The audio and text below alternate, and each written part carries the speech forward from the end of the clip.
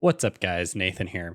I know it's been a while since I've uploaded really anything Path of Exile related to this channel, but I wanted to give you guys a quick life update, let you guys know where I'm at, let you guys know why I haven't been uploading. And if you're not really interested in that, feel free to skip ahead to the timestamp that's going to be like in the middle of the screen, like here, probably ish. I don't know, maybe in the middle of my face.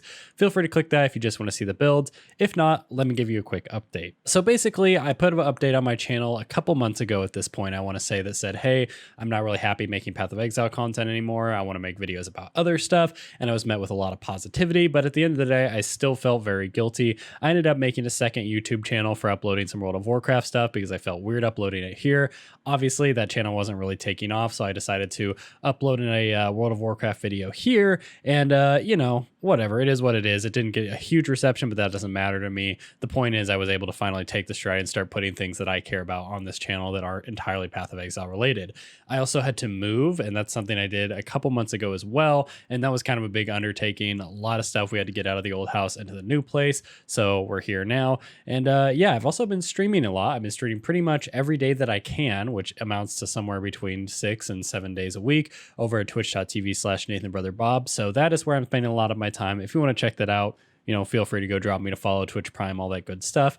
But yeah, there's a new league. So I'm here and I'm back playing Path of Exile because as much as I want to be playing other games and I want to be making content for other games, I still love Path of Exile at the end of the day. It still is probably objectively, in my eyes, the best game I've ever played. I'm still super hyped for Heist League. The only difference about this one is I'm not going to pretend I'm some super dedicated Path of Exile content creator, and I'm not going to put out my like regular starter list. And I know that's to much people's chagrin, but for me, that's kind of like getting away from fulfilling this role that basically was just what people really want to see from a Path of Exile content creator, and more just putting out content that I like making and makes me happy. So long story short, I'm not going to be putting out my regular starter video, as you probably already noticed, but I will be putting out this experimental starter video because you guys know me. I like to play, dumb experimental builds, and we have about, let's see, 4 different ones here that I'm going to be going over, and hopefully I can at least give you guys some inspiration to come up with your own sort of off-the-wall builds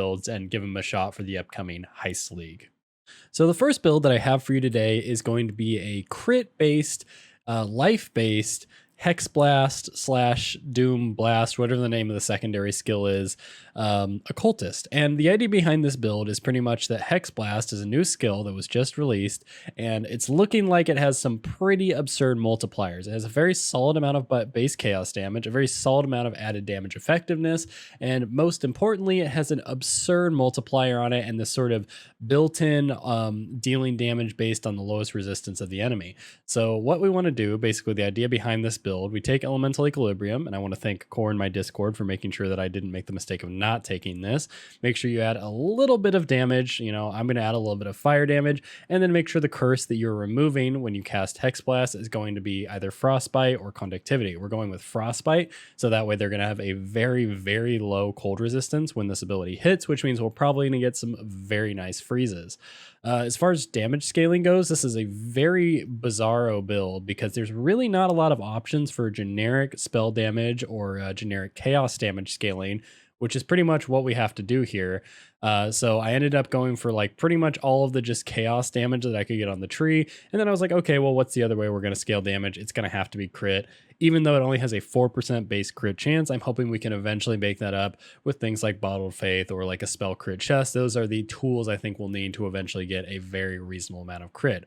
Right now we're at 56% crit on Dark Pact, which is my placeholder skill here. Obviously 166k average hit means literally nothing. I haven't done any kinds of like custom jewels or custom flasks. But yeah, that's pretty much it. We're going to go Occultist here, which is going to let us get an additional curse, give us a little bit of curse effectiveness. Profane Balloon is going to give us some nice explosions while we're clearing. Forbidden Power, which is like a node I've literally never taken on this Ascendancy before, but it's kind of a way we can get some AoE scaling and some crit scaling into the build. And then Void Beacon, just because it's really the only other node that makes sense. You could maybe go Vile Bastion instead, but Vile Bastion is overall kind of weak, especially because we are life-based, mainly because I'm lazy and I don't really like playing energy shield-based builds at league start. Not much else to say about this build. The only sort of quirky stuff about this build is the mechanics of Hexblast itself, and I want to get too into it for two reasons. One, because I'm not entirely sure I understand it super well, but also because it's pretty complicated. All you really need to know is you're going to be cursing enemies with Frostbite, then you're going to be casting Hexblast on them. The longer you wait in between cursing and pressing Hexblast, up to about a second and a half, the more damage it's going to deal. So while you're clearing, you'll just be going curse, hexblast, cursed, hexblast. It's going to feel like essence drain contagion. But while you're bossing, you're going to go curse. You're going to wait for the curse to build up 40 doom, which should take about a second and a half. And then you're going to cast hexblast. You're going to get like a huge hit. If you crit, I would not be surprised if you hit something like Cyrus for like a quarter of his life and instantly freeze him, because this build is just, the skill is crazy. Like, I don't know if my build is good, but I can promise you guys Hexblast is numerically crazy, kind of in a way like Penance Brand and Divine Ire kind of were, but hopefully with a lot less clunky. The only other interesting stuff, I guess, for my items, I didn't really go too crazy here. You can see I was kind of theory crafting stuff like Bottled Faith. Obviously, Bottled Faith is very good for a crit build that has bad base crit. And then I was also thinking dual void batteries would be like really fucking strong for this. Obviously the damage shoots up because we didn't have any weapons anyway, but dual void batteries would be insane. 9 power charges would be a lot of AoE and a lot of free spell damage from Forbidden Power. And yeah, overall, that's about it. The only other thing I should say is the only way we're actually being able to cast this without running out of mana is we are going to need to use an Enduring Mana Flask. I didn't put one here, but that's going to be required along with Essence Distraction just to make sure we constantly have mana in boss fights. And you could probably get away with not doing it. You could probably just use the regular mana regen here since there's such a delay between casting, but I think running Essence Extraction and just using that mana flask whenever you need it is going to be a nice way to sort of make sure you never run out of mana. I also just really like this wheel, and you're going to see this as a reoccurring theme in a lot of the builds today. But yeah, Hexblast Occultist, I don't know if this is the best way to play it, but this is my life-based crit variant, and there is a high chance I'm going to be starting as this one. So next up, we have probably the weakest of the bunch in terms of builds that I've more or less come up with, and also not really the most unique of the bunch, which is a Glacial Hammer Slayer. And the only reason why I really wanted to make this build is because I never really got a chance to play with Ancestral Cry because I kind of quit Harvest very early on last league, as you guys know. So this is just a generic sort of cold strike skill thing. We went with Elemental Overload because I wanted to use Congors. Congors is a very crappy mace that you can use that lets you get away with not actually stacking accuracy, and it gives you free onslaught, which is kind of fun. But yeah, this build, you just go over here, you get your Vol Pact because you'll be a Slayer. You're going to want to wait on taking Vol Pact until you actually have Brutal Fervor. Go over here, you get the Threshold Jewel so you can get that free splash. Then you go over here and you take Tribal Fury as well as Call to Arms. So you're always going to be getting free Ancestral Call, basically free Awakened Ancestral Call actually, because you'll be hitting an additional enemy with this. And then you're also going to be hitting 2 additional enemies on I think like an 8-second cooldown or something. Let's see, what is it? It's on a 8-second cooldown, 2 additional enemies, and you also have a lot of extra armor, which is kind of cool. Other stuff here. These are very sort of crappy nodes that we decided to go for here, as well as here. Let's see, as well as here. And the reason why I went them is just because good cluster jewels are actually very, very important for a build like this.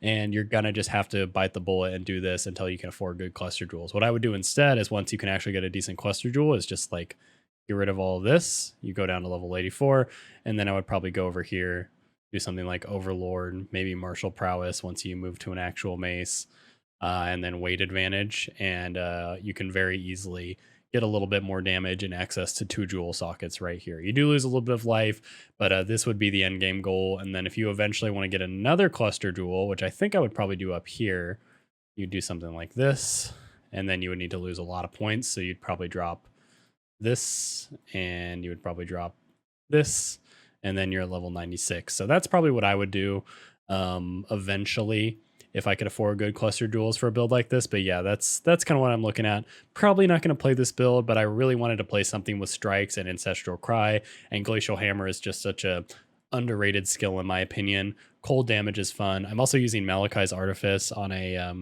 melee build just so we can get a little bit of a pen in here, because Slayer has just awful access to pen and negative resistances. But yeah, it's a pretty straightforward build, not one that has any special interactions with any of the new skills or new stuff they've teased. But if you want to play a strike skill, doesn't have to be Glacial Hammer, could be Infernal Blow, could be Double Strike, Dual Strike, anything like that. I really like the combo of Call to Arms, Ancestral Cry, along with Tribal Fury. I just think it's like really cool, and it's something that I'm tempted to start with, but it is not at the very top of my list.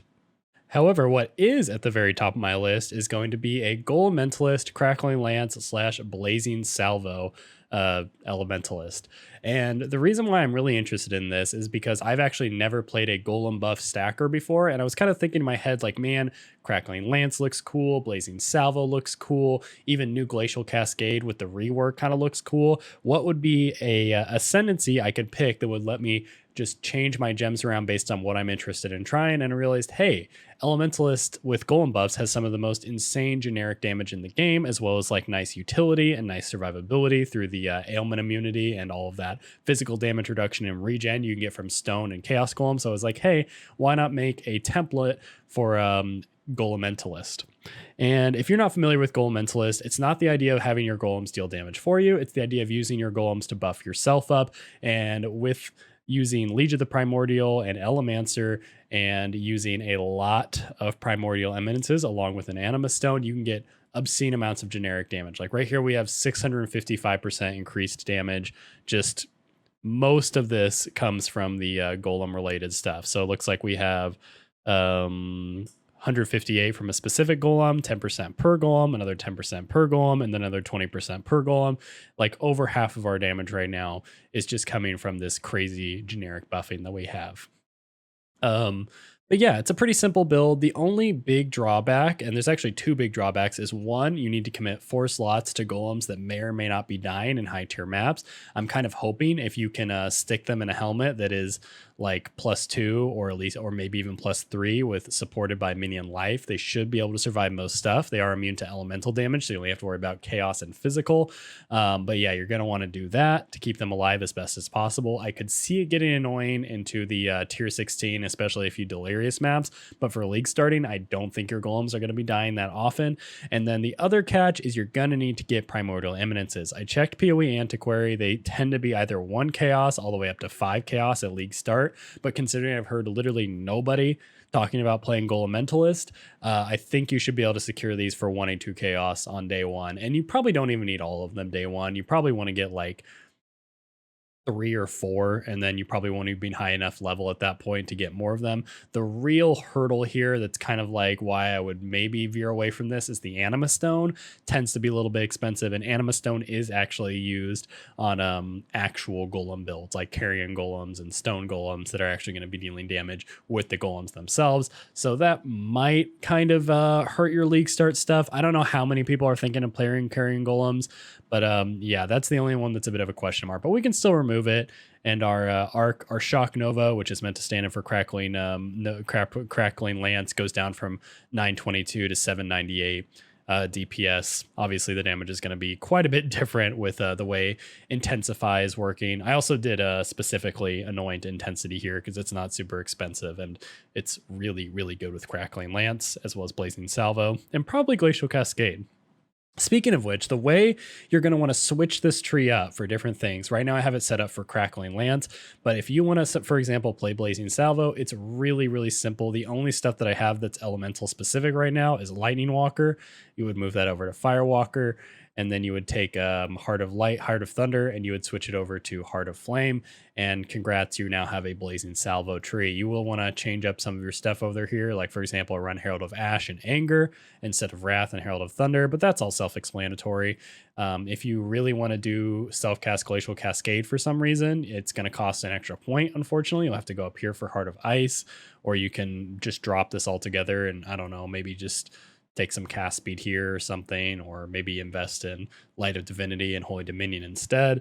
But same concept for Walker as well. You would change Lightning Walker over to Frost Walker, and, you know, bam, you basically have a cold tree as well. That is the power of Golem-Mentalist and why I'm really interested in playing it. Not because I think it's, you know, super, you know, strong or brain dead or anything like that, but just because we can very easily switch around the skills that we're using. And you know, there's a lot of flexibility in that. I also really like the survivability of this. I mentioned this earlier, but being fully ailment immune in a game that's constantly like making us deal with things like sap and brittle and scorch, stuff that we would never be able to run flask immunities for, being actually ailment immune is super nice quality of life. And you also get all of this physical damage reduction. Like here, we'll go, let me click all this here. We can go back to the default of what I had. But like, look over here. Look over on this side of the screen. If we go over here to our skills and we put the Anima Stone back in, that might be cheating. We're going to go over here. Look at our regen. We have 991 life regen with 4,000 life. So we're basically regenerating a quarter of our life per second. You click the Stone Golem off, bam, you just lost over 900 regen. That is how much flat regen you're getting right now from Stone Golem. Chaos Golem, look at this, 42% physical damage reduction. Uncheck this. 3% physical damage. You're getting almost 40% physical damage reduction, almost 10 endurance charges worth of physical damage reduction from this Chaos Golem. And there's a lot of flexibility too. Like, I haven't really even filled in most of the gear, so you could do a lot of different stuff here. I was thinking just something generic life based, maybe with like a staff, maybe with like a Calms for a lot of life. Look at that. You click that, suddenly you have over 1,000 life regen. There's just a lot of flexibility, and that's kind of just the appeal here. I should mention the one thing that could also maybe cause a bit of an issue is you really do want these cluster jewels, but they're not too hard. It's just an 8-socket minion damage cluster jewel with Primordial Bond. That's it. Or not 8 sockets, sorry, 8 node minion damage cluster jewel with Primordial Bond. That's going to be a little tricky because it is still a ideal minion damage crafting base, but the things you need themselves, which is literally just Primordial Bond. Anything else, like something would give you, say, increased effect of minor nodes, or something would give you some flat life, or some resistances, or dex if for some reason you're doing a build that needs a little bit more than 72 dex. Very easy to get. So this is a little bit tricky because it is a cluster jewel at the end of the day, and cluster jewels are a bit of a question mark, especially without harvest. But once you can get your hands on the base, it'll be super easy to craft this. And you don't need this stuff day one. You could easily just drop this, and you lose a lot of damage. We're still looking at what, like 500k on a starter. Here, we'll take the Anima Stone off. Oh, I don't have the Anima Stone was even in one of those, so we lost the Anima Stone there. Still 500k on a starter with Shock Nova, and the damage is also going to be much higher because Crackling Lance has all of that crazy extra benefits from Intensify. I wouldn't be surprised if what we're looking at right now that's currently showing 500k, if this was actually going to be closer to 1 million DPS with exactly the gear we have on right now. So Elementalist, if I end up wanting to play Blazing Salvo, Crackling Lance, or reworked Glacial Cascade, this is probably going to be the build that I choose to do it with. And last but not least, we have a build archetype that I've kind of been tempted to mess with for a very long time, but it is the Splitting Steel Deadeye. And the reason why I say I've been tempted to mess with it for a long time is because Shattering Steel Champion has been a popular choice. So is Shattering Steel Zerker has also been a popular choice, but Shattering Steel Deadeye has kind of been one that's been in the back of my mind. I think Engineering Eternity might have made a build with this at one point, but I never really quite have been able to validate playing it until now when Splitting Steel came out, and I realized, wow, there's going to be a lot of cool interactions if we add some chain, if we add some fork, if we add some additional projectiles. We're going to be able to get some really good clear speed, and it looks like Lancing Steel is also going to have a built-in multiplier for the additional projectiles you have on your skill, which is make additional projectiles be even more of a DPS game. TLDR, I really want to play a Steel Deadeye, and this is kind of what I've come up with here. We have pretty standard start here. You know, you go over to the side, you get your defensive layers if you want them, you get your crit sword stuff because this is a sword build, get your mana leech because otherwise you're not going to have mana, and then go over to the left. And the interesting choices that I made, and there really is only one super interesting choice, everything else here is kind of like, you know, generic Impale build almost, but I decided to go the Impaler, which is kind of weird. It locks you out of being able to get more than 5 Impales, so you can't scale additional Impales from stuff like Watcher's Eyes. That's pretty much it. But what it does is it makes it so when you impale enemies, you also impale enemies near them. And in my mind, the way Call of Steel is going to work, when you press it, you're going to explode all of your impale damage and bring steel shards back to you. And if you're throwing out a Splitting Steel that's going to split into 5 different projectiles, it's going to fork right away, then it's going to chain right away, and then all the enemies that you manage to hit with that, it's going to impale instantly, 5 impales right off the bat. Then all those enemies near those enemies are also going to be impaled. So it's almost like the explosions that are going to happen are almost going to prolift themselves. Then you're going to press Call of Steel, and then what would have already been like a crazy amount of hits is going to instantly sort of explode all of your damage. So your hit here, you're hitting for like around what looks to be around 100k. It's probably going to be a little bit more than that on live, maybe a little bit less, but Lancing Steel is nothing like Splitting Steel. I guess current Lancing Steel is kind of like what Splitting Steel is going to be, but new Lancing Steel is very different from new Splitting Steel. Point is, you're 100k, you're going to hit everything for 100k, and then you're going to press Call of Steel, which I can only imagine is probably an instant cast skill, and that's going to cause them to explode for around another 100k, because Impale is basically all of your damage all over again. You can see here with the Impale effect that I have, we're doing 378k DPS, and then our Impale DPS is 350k DPS.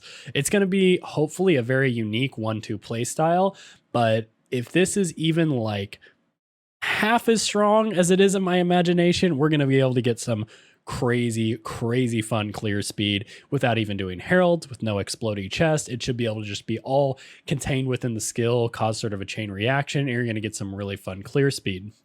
And the other thing that I really like about this is you can actually scale the damage with Dying Sun, kind of the same way you would with Barrage and a Tornado Shot build.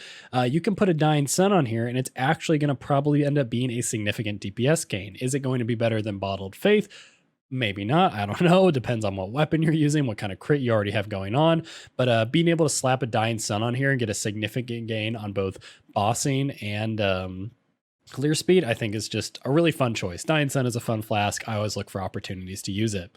Speaking of single target, I don't think I was very clear about this because this is mostly a Splitting Steel build, but to solve for single target, because Splitting Steel has absolutely no interactions to cause it to deal more damage on a single target with no adds around, we can use Lancing Steel. And to do that, I'm going to actually do 2 6-links. I'm going to be using a 2-hander. Terminus Est is a very cheap 2-hander I'm probably going to want to start with. But eventually, maybe we'll switch over to something like an Exquisite Blade. Starforge is too low of crit, but you could use that too if you really wanted the extra life on it for some reason. But Terminus Est is a lot of crit, a lot of attack speed, free frenzy charges.